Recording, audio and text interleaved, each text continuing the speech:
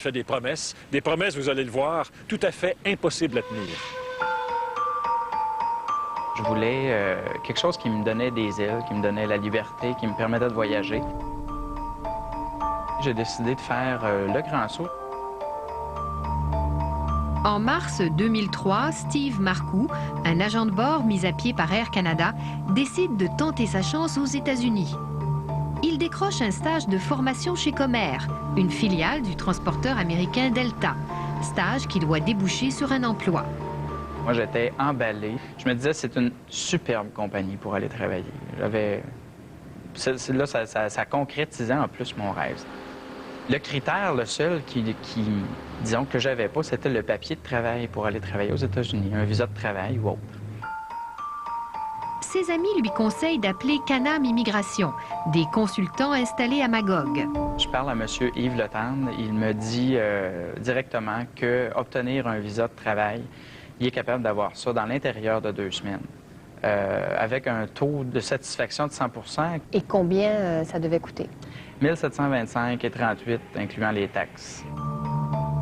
Canam empoche l'argent et après 5 semaines de retard et de tergiversation, fait volte-face. Et puis là, il me dit, écoute, depuis le 11 septembre, les règles ont changé et puis c'est plus la même façon de faire et puis on n'est plus capable d'obtenir ce visa-là.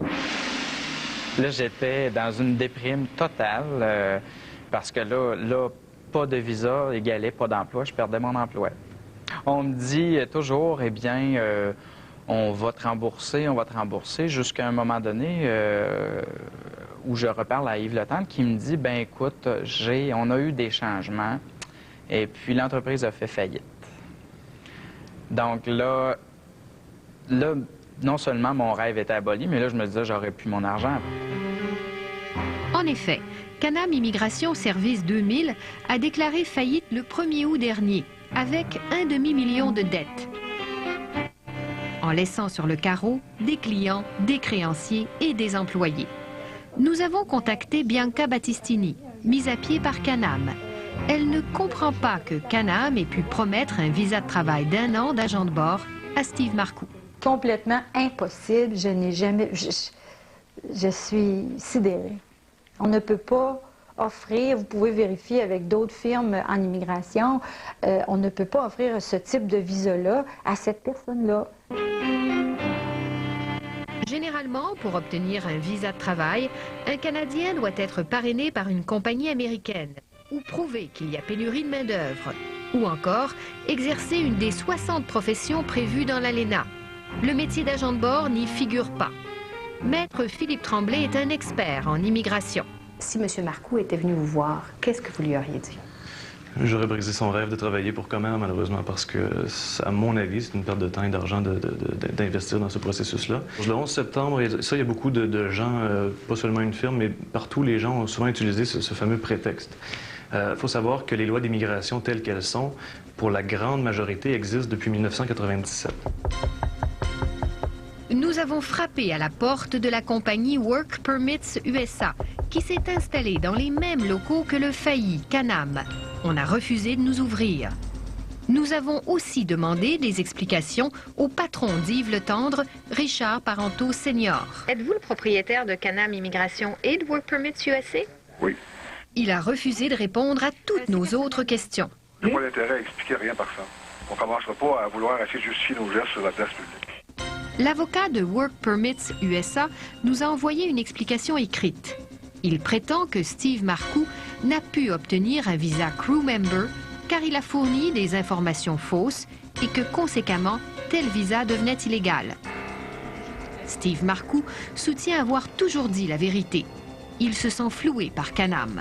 On m'a trompé, absolument. S'il y avait eu de la bonne foi, on en aurait démontré un peu plus que ça. On m'a menti du début à la fin. Ce que Steve Marcoux comprend encore moins, c'est que la compagnie en faillite semble toujours en affaires. Je trouve que c'est trompeur. Je me dis, si on a fait faillite, je pense, à mon avis, je connais pas beaucoup tous les aspects de la loi à cet effet, mais je me dis, je pense qu'on se doit de changer la raison sociale.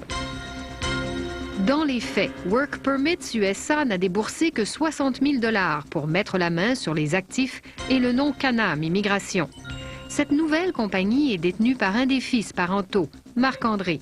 Ça veut donc dire que la famille Parenteau se tire de la faillite sans perdre sa précieuse marque de commerce, son numéro de téléphone et son adresse. Ça envoie le message que tu continues, tu fais de l'argent, tu dépenses, tu fais faillite, on essuie, on recommence, le nom est là. Le syndic nommé dans cette faillite, François Huot, a refusé de nous rencontrer.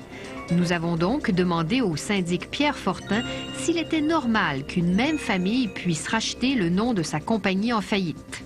C'est légal. Comme je vous dis, les circonstances peuvent paraître des fois suspectes. Bon, ça peut choquer des créanciers et ça, on le voit parfois. Les créanciers ont l'impression que les gens ont tout simplement lavé leurs dettes et ont racheté à rabais les actifs. Une impression renforcée quand les mêmes dirigeants restent en place. Dans le cas de Canam, même si les fils ont été tour à tour actionnaires, toutes nos sources confirment que le vrai patron depuis 10 ans, c'est Richard Parenteau, le père. Il est bien connu en Estrie car il a été chef de police de Rock-Forest. À cette époque, il accordait des entrevues sur son métier. J'adore les défis. Je ne sais pas ce qui m'attend jamais quand je vais travailler. Puis c'est ce qui fait que j'adore ça. Depuis, Parenteau brasse des affaires sous toute une série de noms, jusqu'à sa première faillite en 2001. Immédiatement, une nouvelle entreprise au nom presque identique prend la relève. Cette fois, elle est détenue par ses fils, Richard Junior et Marc-André. 2 ans et demi plus tard, celle-là aussi fait faillite.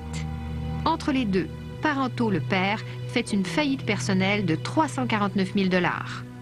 Canam Immigration est toujours là. Personne n'est au courant de ces faillites-là. Ça apparaît dans un petit carreau dans le journal de Sherbrooke, pas à Montréal, et pas à Vancouver, et pas à Toronto, où sont les clients. Dans la plus récente faillite, c'est le syndic François Huot et les 2 principaux créanciers, Revenu Canada et Revenu Québec, qui ont accepté de vendre les actifs et le nom Canam aux Parenteau pour récupérer une partie des impôts dus. L'important, c'est que ça soit fait dans les règles de l'art, selon un processus qui est transparent. Et si ça donne plus d'argent aux créanciers, bien, c'est tant mieux. Mais les clients, eux, n'ont jamais rien su des déboires des Parenteau. Nous avons obtenu copie d'un rapport d'experts qui constatait déjà en 2000 les lacunes de gestion très coûteuses de Richard Parenteau Senior. Quand vous avez 20 000 $ pour payer des comptes dans une semaine et puis que votre président vous dépense 25 000 $, bien, vous êtes 5 000 $ en dessous, puis vous ne pouvez pas dire non au président parce que c'est le président, puis il va se choquer. De plus, la facture a appris que le surintendant des faillites a mandaté la GRC pour faire enquête sur la première faillite de Canam en 2001. Nous avons aussi mis la main sur une plainte de 500 pages remise aux autorités. Aucune accusation n'a été portée. L'enquête se poursuit. Moi, j'ai fait mon chèque à Canam Immigration. Donc, si Canam Immigration existe encore, je devrais recevoir mon argent. Steve Marcoux ne peut compter là-dessus. Work Permits USA n'a plus aucune obligation légale envers les clients et les créanciers de Canam, malgré le fait que la marque de commerce ait survécu. J'ai pris des précautions, je me suis fait avoir quand même. C'était trop beau pour être vrai, je pense.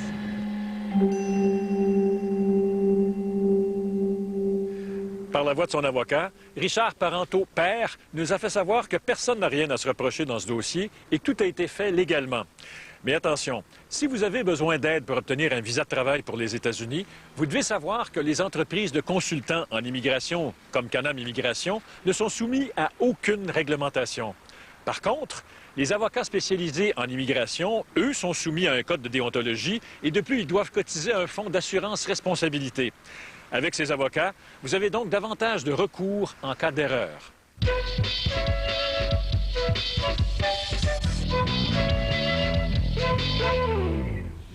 Chaque année au Québec, des milliers de propriétaires et locataires s'adressent à la Régie du logement, le plus souvent pour demander ou contester des augmentations de loyer ou des reprises de possession de logement. Alors, d'après vous, combien de temps propriétaires et locataires doivent-ils attendre avant d'être entendus par la Régie du logement? La réponse après la pause.